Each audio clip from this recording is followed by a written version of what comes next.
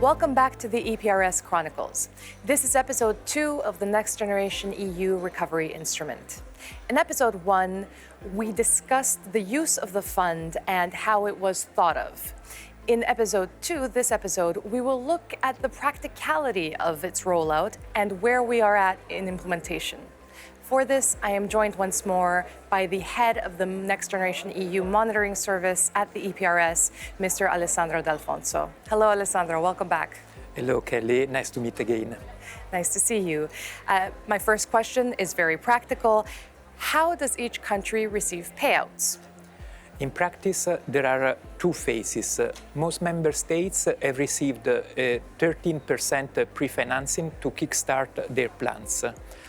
The following payments are divided into tranches, and these are linked to the achievement of specific objectives. Does this mean that they need to prove results before they get the next tranche? Yes, when a member state has completed all the objectives linked to a given tranche, it submits a payment request. The European Commission is responsible for assessing that the objectives have actually been met and for disbursing the funds. So where are we now with the disbursement, and how are countries doing in general? All measures must be completed by 2026.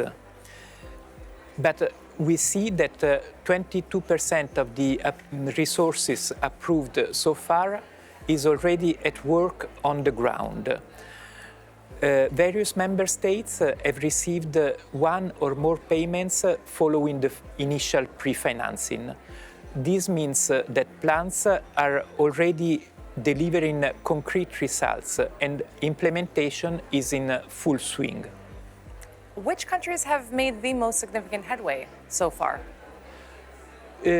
Spain has received more than 40% of the resources. At present, France, Italy, Greece, and Croatia are also above the EU average. So this must mean that citizens throughout the EU should also be able to experience some benefits already. Yes, indeed. We already have many examples. Spain has introduced new rules to ensure equal pay for women and men. These should reduce the gender pension gap in the long run. France has granted 400,000 bonuses for private housing renovation. Portugal has signed contracts to ensure the purchase of 600,000 computers for pupils and teachers. And Greece has launched new investments to build regional civil protection centers. What has been the impact on businesses? We have examples also in this area. Croatia has provided support to companies to boost their energy efficiency and use of renewable energy. In Italy, 4,000 small businesses have received support to their activities on foreign markets. And Spain has adopted a plan for the digitalization of small businesses.